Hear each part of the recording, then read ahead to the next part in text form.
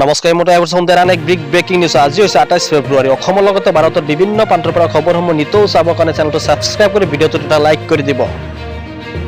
নমস্কাৰ মোৰ জনাইছো এটা খুব গুৰুত্বপূৰ্ণ খবৰ আপুনি বিদ্যুতৰ বিল পৰিশোধ কৰিব পৰা নাই নেকি যদি কৰিব পৰা নাই আপোনাৰ বাবে এটা খুব গুৰুত্বপূৰ্ণ খবৰ আপুনি এতিয়াৰ পৰা এমাই যোগে কৰিব পাৰিব বিদ্যুতৰ বিল পৰিশোধ। এই মুহূৰ্তত জনাইছো এটা খুব গুৰুত্বপূৰ্ণ খবৰ আপুনি বিদ্যুতৰ বিল পৰিশোধ কৰিব পৰা নাই যদি আপোনাৰ বাবে এটা খুব গুৰুত্বপূৰ্ণ খবৰ জনাই আছো। এতিয়াৰ পৰা চিন্তাৰ কোনো কাৰণ নাই আপুনি যদি পৰিশোধ কৰিব পৰা নাই আপোনাৰ বাবে এটা ভাল খবৰ। আপোনাৰ বাবে ভাল খবৰটো হৈছে যে আপুনি এতিয়াৰ পৰা কিস্তিত দিব পাৰিব বিদ্যুতৰ বিল ইতিমধ্যে চৰকাৰৰ ফালৰ পৰা ইতিমধ্যে এটা গুৰুত্বপূৰ্ণ মন্তব্য কৰিছে। কিন্তু কি প্ৰক্ৰিয়াৰে দিব পাৰিব আপুনি কিস্তিৰ ধন সেই সম্পৰ্কে আপোনাক ইতিমধ্যে সম্পূৰ্ণ তথ্য দিয়া হ'ব।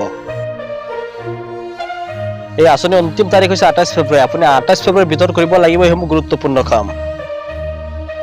আৰু ইতিমধ্যে এপিডিএছৰ ফালৰ পৰা গ্ৰাহকৰ বাবে আৰু এটা খুব গুৰুত্বপূৰ্ণ মন্তব্য কৰিছে বিল পৰিশোধ কৰিলে আপুনি পাব ইতিমধ্যে ৰেহাই।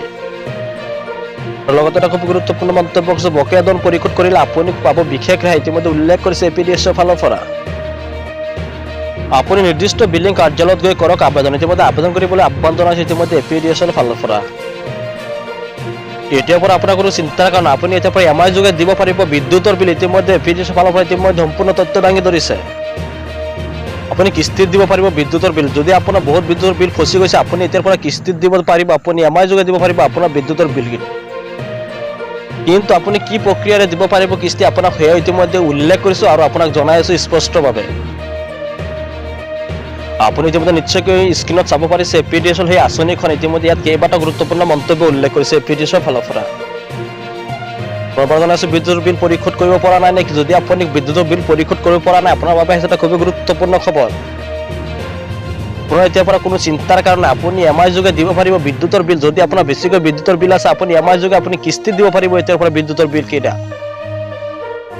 জনাইছো ৰাজ্যবাসী আপুনি কিস্তিত দিব পাৰিব আপোনাৰ বিদ্যুতৰ বিল ইতিমধ্যে এপিডিএছৰ ফালৰ পৰা ইতিমধ্যে মুকলি কৰিছে আপুনি কেনেকৈ দিব আপোনাক সেয়াও জনাই আছো।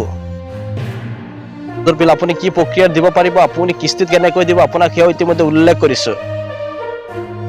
পুনৰবাৰ জনাইছো আঁচনিৰ অন্তিম তাৰিখ হৈছে 28 ফেব্ৰুৱাৰী আপুনি 28 ফেব্ৰুৱাৰীৰ ভিতৰত দিব লাগিব আপোনাৰ বিদ্যুতৰ বিল কেইটা। ইতিমধ্যে এই আঁচনিৰ সুবিধা ল'লে আপুনি ৰেহাই পাব বিদ্যুতৰ বিল ইতিমধ্যে আপুনি বিদ্যুতৰ বিল আপোনাক ৰেহাই দিব ইতিমধ্যে এপিডিএছৰ ফালৰ পৰা। জনাইছো বকেয়া ধন পৰিশোধ কৰিলে পাব ৰেহাই ইতিমধ্যে গ্ৰাহকে ৰেহাই পাব ইতিমধ্যে এপিডিএছৰ ৰেহাই দিব ইতিমধ্যে ৰাজ্যৰ লাখ লাখ গ্ৰাহকক। পুনৰবাৰ জনাইছো নিৰ্দিষ্ট বিলিং কাৰ্যালয়ত গৈ কৰিব লাগিব গ্ৰাহকে আবেদন। লাখ লাখ এপিডিএছৰ গ্ৰাহকে জানিবলৈ গুৰুত্বপূৰ্ণ তথ্য মানে আছিল। ধন্যবাদ। জয় অসম।